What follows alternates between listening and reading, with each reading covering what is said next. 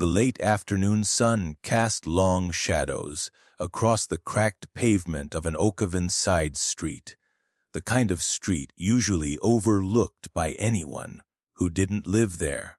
16-year-old Jamal Carter squinted, not at the sun, but at the complex lines of code dancing on his aging laptop screen, balanced precariously on a wobbly park bench. Beside him, Marcus Mac Johnson, 17 and built like a seasoned mechanic already, was expertly reassembling a salvaged bicycle derailleur, his brow furrowed in concentration.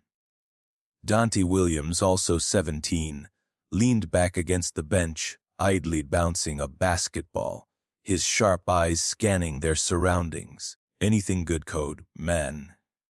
Dante asked, his voice smooth and easy. Jamal sighed, pushing his glasses up his nose. "Almost cracked this algorithm for the community resource app, if I can just optimize the search function." He means if he can make it less likely to send Mrs. Henderson to a heavy metal concert when she's looking for a knitting circle. Mac grunted, a grin playing on his lips without looking up from his greasy hands. Their laughter was easy, a familiar sound in a neighborhood that offered them more challenges than opportunities. Oakovan wasn't the worst place to grow up, but it wasn't the easiest either. Dreams often felt like luxury items, and the three friends knew the subtle, constant weight of being underestimated, of watchful eyes following them in stores, of doors that seemed to close before they even knocked. Still, they had each other, their ambitions, and an unshakable belief in doing the right thing. Jamal had his tech dreams, Mac his gift for anything mechanical, and Dante, with his quick mind and even quicker tongue, often found himself advocating for fairness, whether it was a disputed call on the basketball court or a local issue that needed a voice, as if summoned by their thoughts on navigating a world quick to judge. A sleek, silver sedan, definitely out of place in Oakovan, suddenly lurched to a stop a little way down the street. It hissed softly, then settled at an awkward angle. A lone figure, an older white man in a suit that looked more expensive than Jamal's entire laptop, emerged, looking flustered as he stared at a decidedly flat rear tire. Dante stopped bouncing the ball. Well, looks like Mr. Fancy Pants took a wrong turn at Albuquerque." Jamal closed his laptop. "He looks like he needs help." Mac was already wiping his hands on a rag, flat as a pancake, and he doesn't look like he knows which end of a wrench to hold. A moment of shared understanding passed between them. They'd all seen it before, the wary glances from strangers in their neighborhood, the assumption of threat.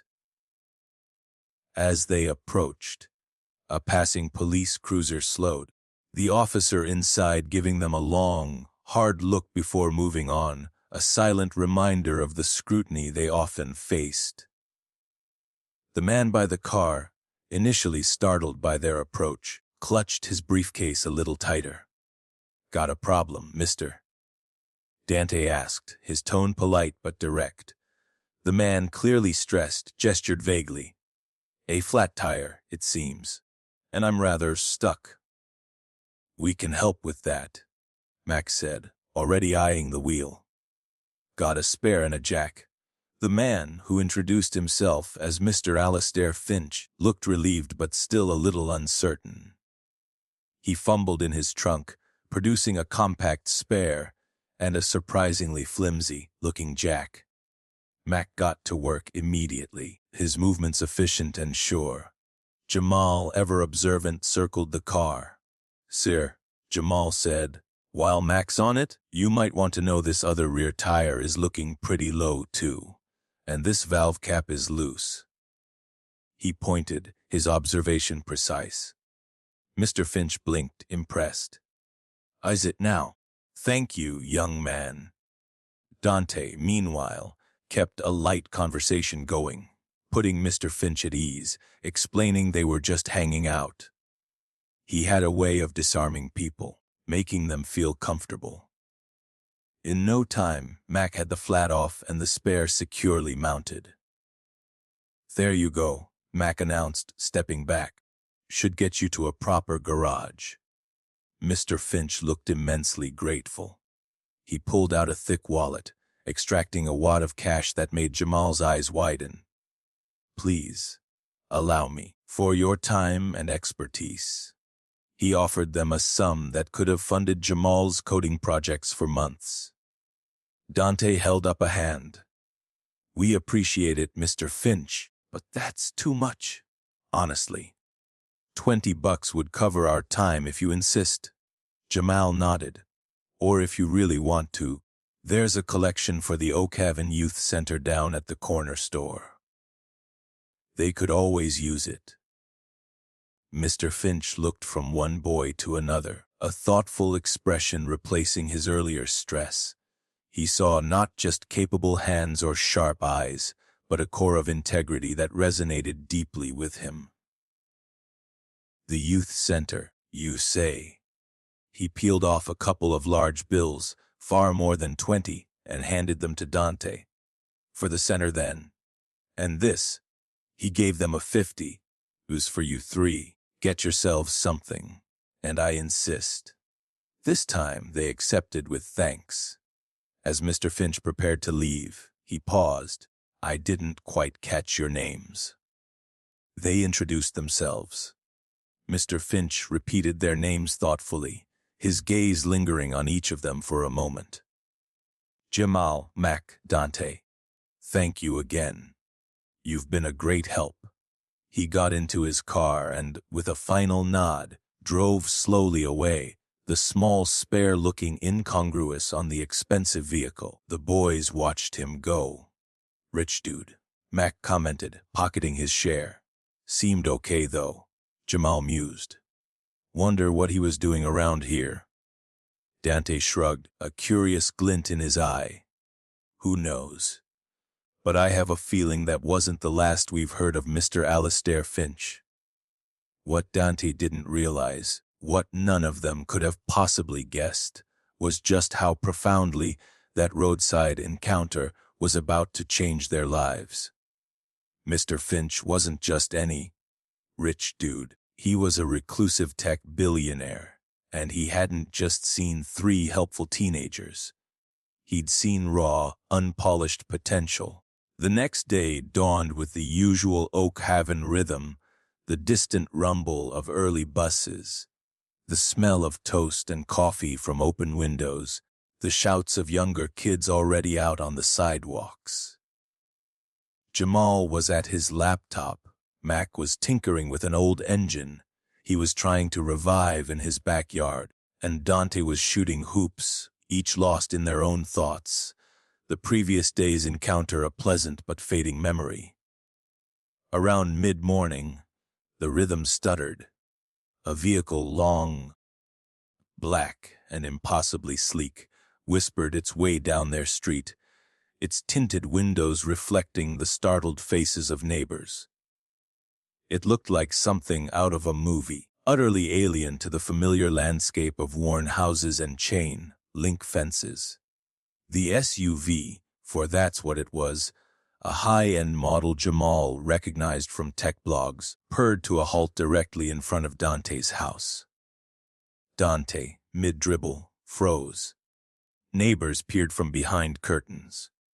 A hush fell over the usually noisy street. The rear door opened, and a man in an impeccably tailored suit, not Mr. Finch, but someone who exuded similar quiet authority, stepped out. He consulted a tablet, then looked directly at Dante. "Dante Williams," the man inquired, his voice polite but firm. Dante nodded, his heart suddenly thumping. "Yeah, that's me." By now, Jamal and Mac, alerted by the commotion or a sixth sense that drew them together, had arrived, flanking Dante, a silent show of solidarity. The man smiled faintly. "Miss Sedran, Alastair Finch asked me to find you." And your friends Jamal Carter and Marcus Johnson. He looked at the other two, who nodded. My name is Arthur Pennington, Mr. Finch's chief of staff. He was very impressed with your assistance yesterday. Apprehension warred with a thrill of curiosity. Is he okay? The tire held up? Mac asked, ever practical.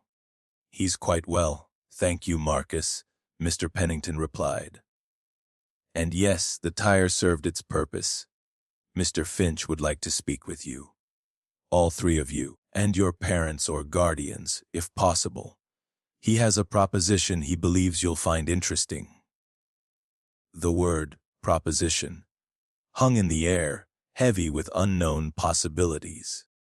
An hour later, the three boys and their respective guardians, Dante's mother, a no-nonsense nurse, Jamal's grandmother, who had raised him, and Mac's father, a stoic construction worker, were gathered in Dante's small living room. The space felt crowded with the addition of Mr. Pennington, and, to their surprise, Mr. Alastair Finch himself, who had arrived in a second, less conspicuous car shortly after his chief of staff. Mr. Finch, dressed more casually today but still radiating an aura of quiet power, got straight to the point after polite introductions. Yesterday, he began, his gaze resting on each boy in turn, you three did me a significant kindness. But more than that, you demonstrated qualities I value immensely: skill, perceptiveness, and remarkable integrity. He paused, letting his words sink in. I am, as some of you may now know, the founder of Finch Innovations. We are always looking for talent, often in unconventional places. What I saw in you yesterday wasn't just helpfulness. I saw raw potential. Jamal, your eye for detail is exceptional. Mac, your mechanical aptitude is self-evident. And Dante, your ability to communicate and lead is clear. The parents exchanged wary glances. This was more than they had expected. I don't believe in simple handouts. Mr. Finch continued. I believe in opportunities. So, I'm not here to just give you a monetary reward. I'm here to offer you a challenge, a chance to apply those talents. I'm offering the three of you a special paid internship program at Finch Innovations for the summer. You'll work on a real project, something I think your unique perspectives could be invaluable for. We're developing a new youth outreach initiative using tech, and frankly, our current team is a little too removed from the target demographic. A collective intake of breath. Finch Innovations was a legend, a global tech giant. An internship there was like a golden ticket. You'll be mentored by some of our best people, Mr. Finch added. You'll have access to resources, and you will be compensated fairly for your work. This isn't about charity, it's about an investment in potential I believe is worth making. Jamal felt a dizzying wave of excitement. Mac looked stunned but intrigued. Dante, ever the analyzer, was already processing the implications. Dante's mother spoke first, her voice steady. Mr. Finch, this is unexpected and very generous, but these are young men. Your world is very different from ours. Indeed, it is, Mrs. Williams, Finch acknowledged. And that's precisely why your son's perspectives are so valuable. They will face challenges, no doubt. It won't be easy, but I believe they are more than capable. And Mr. Pennington and I will ensure they have the support they need. The discussion continued, with questions from the parents about logistics, supervision, and the nature of the work. Mr. Finch answered patiently and thoroughly. By the end, a cautious optimism had replaced the initial shock. The boys, after a private, rapid-fire discussion, unanimously agreed they wanted to accept. As Mr. Finch and Mr. Pennington prepared to leave, The billionaire paused at the door. "One more thing," he said, a slight smile playing on his lips. "The project you'll be working on is currently under the supervision of one of our department heads, Mr. Victor Sterling. I trust you'll find him informative." There was an almost imperceptible inflection in his voice as he said Sterling's name, a fleeting nuance that Dante, with his sensitivity to undercurrents, registered. It was a hint so subtle it was almost missed, a foreshadowing of complexities yet to unfold. Behind the scenes, Mr. Finch wasn't just offering an opportunity. He was also setting a very particular stage, though for what purpose, the boys could not yet fathom. The gleaming glass and steel monolith of Finch Innovations' headquarters was a world away from O'Cavan. On their first day, Jamal, Mac, and Dante, dressed in new, slightly stiff attire their families had insisted upon, felt like astronauts stepping onto an alien planet. The lobby buzzed with a quiet, focused energy. Employees with ID badges clipped to their lapels moved with brisk efficiency, their conversations peppered with acronyms and tech jargon that made Jamal's ears perk up and Mac's eyes glaze over slightly. They were assigned to a small, newly outfitted project room, a skunkworks, set up as Mr. Finch had called it, designed to give them some autonomy. Their initial brief was to review and propose improvements for a community engagement app aimed at underserved youth, the very project Mr. Finch had mentioned. It was meant to connect young people with local resources, mentorship opportunities, and educational programs. Their direct supervisor, Victor Sterling, met them with a smile that didn't quite reach his eyes. He was a man in his late 30s, impeccably dressed, with an air of smooth, practiced confidence that bordered on arrogance.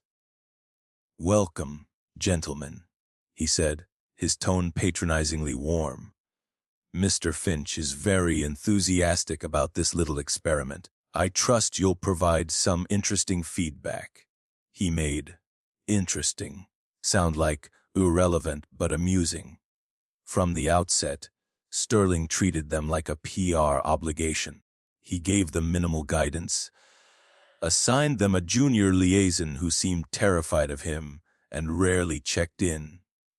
It was clear he expected them to flounder and fade away. What Sterling didn't realize was that his dismissiveness inadvertently gave them the freedom to approach the project in their own way. Jamal, thrilled to have access to Finch Innovations' powerful development tools, dove into the app's architecture.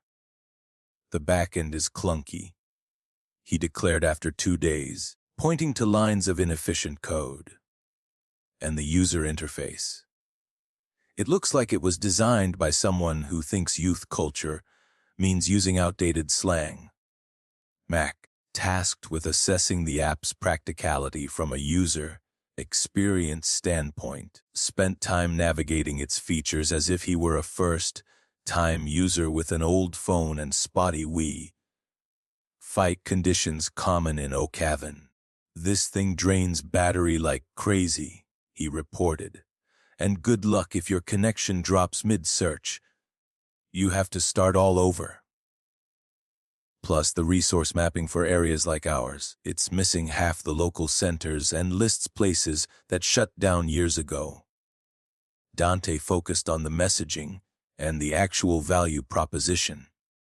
"It talks at kids, not with them," he argued.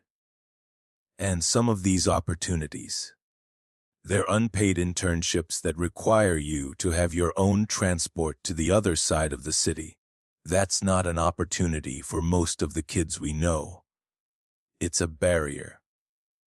Within 2 weeks, they had compiled a damning but constructive critique of the app, complete with detailed suggestions. Jamal had even mocked up a cleaner, more intuitive interface, and identified specific code libraries that could improve performance. Mac had outlined practical fixes for the battery drain and data syncing issues. Dante had drafted new, authentic-sounding copy and proposed a system for community-verified resource updates. They presented their initial findings to Sterling in a conference room that felt colder than it was. Sterling listened with an air of bored indulgence, occasionally scrolling through messages on his phone. Very spirited, he commented when they finished. Quite a lot of critique for a project that some of our best minds have worked on. He steepled his fingers. Perhaps your unique backgrounds make it difficult to appreciate the complexities involved in corporate-level development. He dismissed most of their core concerns with vague references to budget constraints or existing vendor contracts, though he did make a show of commending their enthusiasm. But word of their thoroughness reached Mr. Finch, likely through Mr. Pennington or the sympathetic junior liaison. Finch called them to his office, a surprisingly minimalist space with a panoramic city view. He listened intently to their summary, asking sharp, insightful questions. "This is excellent work," Finch said, genuine approval in his voice. "Precisely the kind of fresh perspective I was hoping for. Sterling has been resistant to feedback on this project." He gave them the green light to develop their proposed solutions further, allocating them a small, independent budget and direct access to a few senior developers who were known for their innovative thinking and openness. This direct endorsement from Finch did not go unnoticed by Sterling. His earlier condescension morphed into a thinly veiled hostility. He started CTing them on an avalanche of irrelevant emails, assigning them tedious data entry tasks alongside their project work, and making snide remarks about Mr. Finch's pet project, just loud enough for them to hear. He'd accidentally exclude them from relevant meetings or provide outdated information. What Sterling didn't realize, in his arrogance, was that the boys were not just working on the app. Jamal's keen eyes, honed by years of observing the subtle dynamics of his neighborhood, began to notice patterns in the departmental data. He was now privy to inflated budget requests for certain vendors Sterling favored, project timelines that seemed to stretch inexplicably when Sterling was the lead, and a high turnover of talented junior staff in Sterling's department. Mac, while troubleshooting some network connectivity issues for their project room, stumbled upon poorly secured departmental shared drives containing older project files that showed discrepancies when compared to Sterling's recent glowing reports. Dante, with his ability to read people, noticed the fear and resentment Sterling inspired in his own team members. The boys were beginning to see that the problems with the youth app weren't just a matter of poor design, but symptomatic of a deeper issue connected to Victor Sterling himself. The echoes in the halls of power weren't just of corporate jargon, but of something far more unsettling. The deeper Jamal, Mac, and Dante delved into their work, the more they sensed that the flaws in the youth app were just the tip of an iceberg.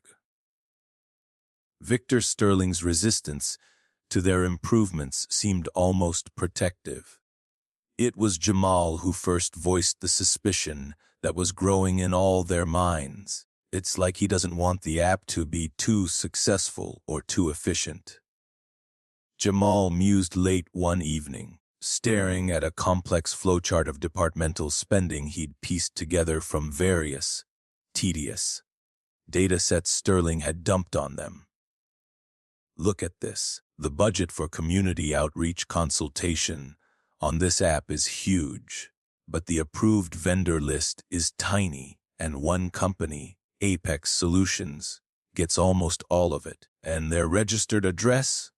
It's a P.O. box. Mac, who had been tracing the digital footprint of Apex Solutions, grunted. And their website looks like it was built in 2005. No employee list, no portfolio, just vague promises. Smells fishy. Dante leaned forward, his expression serious. If Sterling is siphoning money through a shell company linked to this app, then us making the app genuinely good and cost-effective would actually hurt his bottom line. He needs it to look like a complex, expensive problem that only he can manage. The realization hit them with full force. This wasn't just about incompetence or prejudice anymore. It was potentially about corruption. They were treading on dangerous ground. Exposing a powerful executive, even a mid-level one like Sterling, was a risky proposition for 3 teenagers on an internship, no matter how much Mr. Finch seemed to like them.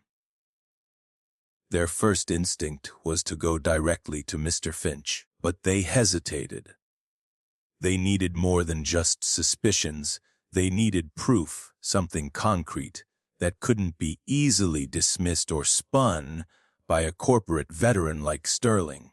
Behind the scenes, a different plan was unfolding, or so they hoped. They had to trust that Mr. Finch, with his shrewdness, was also observing. He'd given them autonomy, but he wasn't blind. His earlier, almost throwaway comment about Sterling being informative now seemed laden with meaning. Was this a test? Or had Finch already suspected something was amiss and brought them in as unwitting, fresh-eyed auditors? They decided to gather more evidence, carefully and discreetly. Mac used his knack for navigating systems to explore the less secured corners of the company's older intranet archives during off hours, finding past project proposals from Sterling that showed a pattern of over-budgeting and under-delivering. Jamal Cross referenced financial reports with project timelines, highlighting glaring discrepancies and funds allocated to consulting fees that vanished into opaque third-party entities connected to Sterling through a web of seemingly innocuous contacts. Dante, meanwhile, struck up cautious conversations with a few junior employees in Sterling's department. One of them, a young data analyst named Sarah Chen, had clearly been marginalized by Sterling after questioning some of his figures on a previous project. Initially terrified to speak, Dante's genuine empathy and shared frustration eventually earned her trust. Sarah, it turned out, had quietly saved copies of emails and altered spreadsheets that Sterling had pressured her to sign off on, documents that clearly showed him misrepresenting departmental performance to his superiors. He made my life hell when I tried to point out the issues, Sarah confessed, her voice trembling slightly as she slid a USB drive across the table to Dante in a quiet corner of the company cafeteria. He threatened my career. I didn't know what to do. "You're doing the right thing now, Sarah," Dante assured her. "And you're not alone in this." The evidence was mounting. Inflated invoices from Apex Solutions, email trails showing Sterling pressuring subordinates to approve questionable expenses, and altered performance reports that painted a falsely rosy picture of his department's achievements while real innovation, like their app improvements, was stifled. The rot was deeper than they had imagined. It wasn't just about one flawed app, it was about a pattern of deceit that was costing Finch innovation significantly, both in finances and in missed opportunities. As they pieced together their findings, creating a clear, undeniable dossier, They knew the confrontation was inevitable. Sterling, sensing their quiet industry, and perhaps unnerved by Mr. Finch's continued support for the boys' project, was becoming more erratic. His attempts to sabotage them more blatant. He scheduled a major departmental review, ostensibly to showcase progress, but Dante had a strong feeling Sterling intended to use it as a platform to discredit them, once and for all, before they could bring their discoveries to light. The stakes were getting higher every day. The atmosphere in the executive conference room was taut. Victor Sterling stood at the head of the polished mahogany table, a smug smile playing on his lips. On one side of the room sat Mr. Finch, his expression unreadable, flanked by Mr. Pennington and a few other stern-faced senior executives. On the other side, looking remarkably composed despite the undercurrent of tension, were Jamal, Mac, and Dante. Sarah Chen sat a few rows back, a silent but crucial supporter. Sterling had called this Departmental Progress Review, with the clear intention of ambushing the three interns. His presentation began with a glowing self-assessment of his department's achievements, filled with jargon and impressive looking charts that, the boys knew, masked a multitude of sins. Then he turned his attention to the youth engagement app. And now, we come to the experimental project Mr. Finch so generously sponsored, Sterling said, his voice dripping with condescension. While our young consultants here have shown commendable enthusiasm. He gestured vaguely towards Jamal, Mac, and Dante. Their unorthodox approach and lack of experience have, regrettably, led to significant project delays and a divergence from our core strategic objectives. He clicked to a slide that showed a distorted, negative summary of their contributions, highlighting unbudgeted feature creep and failure to integrate with existing vendor partnerships, a clear reference to their avoidance of his favored Apex solutions. In fact, Sterling continued, his voice hardening, I've discovered irregularities that suggest their work might have inadvertently compromised sensitive company data. This was his trump card, baseless accusation designed to paint them as incompetent and reckless. Mr. Finch finally spoke, his voice calm but carrying undeniable authority. Mr. Sterling, before you continue down that path, perhaps Jamal, Mac, and Dante could share their perspective on the project's progress and any challenges they encountered. Sterling's smile faltered slightly, but he couldn't object. Of course, Mr. Finch. Let's hear their insights. Dante stood up, holding a sleek tablet. Thank you, Mr. Finch, Mr. Sterling, members of the executive team. We appreciate the opportunity. He began by calmly and clearly presenting the innovative improvements they had developed for the youth app, the streamlined interface Jamal designed, the practical back-end solutions Mac had implemented, and the user-centric engagement strategies they'd proposed. Their presentation was backed by solid data and positive early feedback from their limited user testing. When Dante finished showcasing their actual work, he paused. Regarding challenges, he said, his gaze steady, we did encounter some. Not with the technology or the users, but with certain systemic issues that seemed to impede progress and efficient use of company resources on this project, and potentially others. Sterling scoffed. Systemic issues. Or perhaps just a lack of understanding of corporate realities. Perhaps we can clarify. Jamal interjected, stepping forward. He connected their tablet to the main screen, not with app mock-ups, but with the meticulously organized dossier of evidence they had compiled.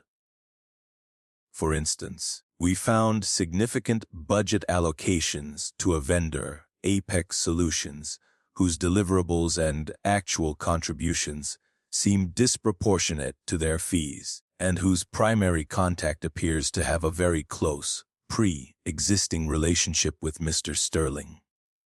The room went silent. Sterling's face paled. Mac then presented evidence of altered performance metrics within Sterling's department, showing how positive results were often exaggerated while failures were buried or blamed on junior staff. Sarah Chen, seeing her moment, visibly straightened, ready to corroborate if asked. Finally, Dante presented the email trails and internal memos provided by Sarah, demonstrating Sterling pressuring staff to approve questionable expenses and ignore compliance protocols. It seems the primary challenge we faced, Dante concluded, his voice ringing with conviction, was not technical, but ethical. Sterling sputtered, "This is outrageous! A fabrication! These interns are retaliating because I held them accountable." But the evidence was too clear, too well documented. Mr. Finch looked at Sterling, his expression now icy. "Victor," he said, his voice dangerously quiet, "I believe my chief of security and our internal audit team will find this information very illuminating. Mr. Pennington, please escort Mr. Sterling to his office. He'll need to wait there for them. He is, of course, suspended, effective immediately, pending a full investigation." Sterling, deflated and ashen, was led out of the room. The remaining executives looked stunned, then slowly, a few began to applaud for the boys. Mr. Finch turned to Jamal, Mac, and Dante, a rare, genuine smile on his face. "Gentlemen," he said, "you have done Finch Innovations a service far beyond the scope of your internship. You possess not only talent, but extraordinary courage and integrity. These are the qualities this company truly needs." In the weeks that followed, Victor Sterling was summarily dismissed after the investigation confirmed the boys' findings and uncovered even more extensive fraud. His corrupt network was dismantled. The youth engagement app, under the boys' continued guidance and with a new ethical project lead, was fast-tracked and became a resounding success. For Jamal, Mac, and Dante, the future had been irrevocably altered. Mr. Finch offered them full scholarships to the universities of their choice, coupled with ongoing mentorship and guaranteed high-level positions at Finch Innovations upon graduation. He even seeded funding for a new youth-led tech incubator within the company, a place where more unconventional talent could be nurtured, with the three of them slated to be its foundational advisory members once they had their degrees.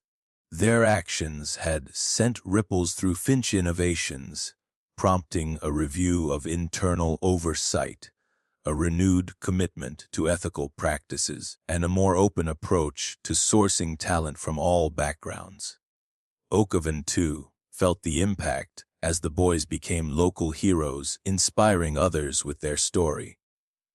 And so, Jamal, Mac, and Dante's journey from a simple act of kindness on a dusty roadside to catalysts for change in a billion-dollar corporation serves as a powerful reminder that potential can be found in the most unexpected places, and integrity often shines brightest when tested. If this story of courage, unexpected turns, and the fight for what's right resonated with you, please share your thoughts in the comments below. Give this video a thumbs up, and don't forget to subscribe for more inspiring narratives about people who turned adversity into triumph. What was the most impactful moment for you?